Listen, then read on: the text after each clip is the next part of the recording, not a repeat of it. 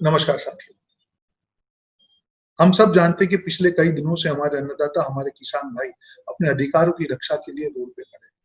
पूरी ठंड में अपने अधिकारों के लिए काले कानूनों के खिलाफ रोड पे प्रदर्शन कर रहे हैं और सरकार क्या कर रही है? उनकी बात नहीं सुन रही। ये वही सरकार थी कि अन्नदाताओं की आय दुगनी करने की बात करके सत्ता में आई थी। ये वही सरकार थी जो किसानों को भगवान का रूप देने की बात कर रही थी और आज यही सरकार 3 काले कानून लाके उनके अधिकारों के ऊपर हमला कर रही है। और सरकार की जिम्मेदारी है जब कोई भी विरोध हो, उस विरोध को सुने। ये सरकार इतनी अहंकारी सरकार है कि किसानों को मालूम नहीं चलता कि उनके लिए क्या अच्छा है। ये किसान दिन भर मेहनत करके अन्न उगाते हैं, क्या उनको नहीं मालूम है उनके लिए क्या अच्छा है बुरा है? क्या इस अहंकारी सरकार को मालूम है? ये नोटबंदी वाली सरकार को मालूम है क्या अच्छा बुरा है? ये जीएसटी वाली सरकार को मालूम है क्या अच्छा है बुरा है? नहीं, पर नहीं, उनका अहंकार इतना बड़ा है कि सुनने को तैयार नहीं। जो भी आवाज इनके खिलाफ उठती है उसको कुचलने में लग जाते हैं। ये नहीं चलेगा। ये देश है, ये लोकतंत्र है। हम लोकतंत्र की हत्या नहीं होने दे सकते हैं।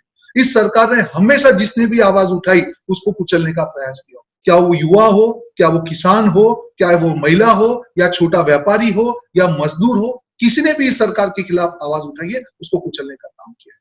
वो जाने दीजिए, आवाज कुचलने के सिवा हर आदमी को आतंकवादी, जो भी सरकार का विरोध करे वो आतंकवादी, वो देशद्रोही। ये किस प्रकार का न्याय है? तो आप राष्ट्रवाद के आड़ में अपनी विफलताओं को कब तक छुपाओगे? पूरा देश आपको जान चुका है, पूरा देश आपकी असलियत पहचान चुका है। ये अहंकार नहीं चलेगा। और अन्नदाता के प्रति, हमारे किसान के प्रति हम सब भारतीयों की जिम्मेदारी है कि उनके साथ हम खड़े रहें। हमारी हमारी जिम्मेदारी है कि जो हमारे पेट भरते हैं उनके अधिकारियों की रक्षा के लिए उनके साथ खड़े।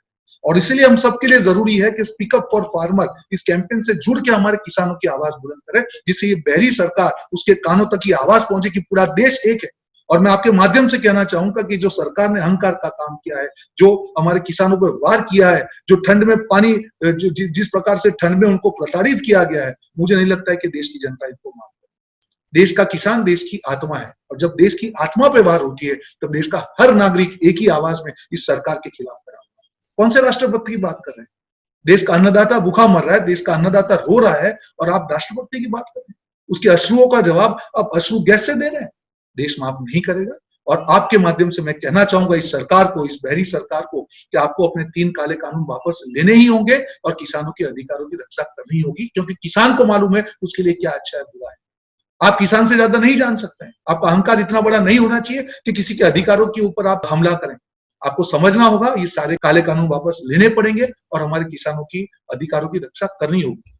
आइए साथियों, हमारी भी जिम्मेदारी है, हर भारतीय की जिम्मेदारी है कि जब इस प्रकार के अन्याय के खिलाफ अगर हमने आवाज नहीं उठाई, आने वाले दिनों में ये सरकार किसी को अपनी आवाज नहीं उठाती, क्योंकि सरकार को मालूम है कि अगर एक भी आवाज उठी, सारी आवाज इकट्ठी हो जाएगी और इनका जो सत्ता का महल है दूसरे दिन ध्वस्त हो जाएगा।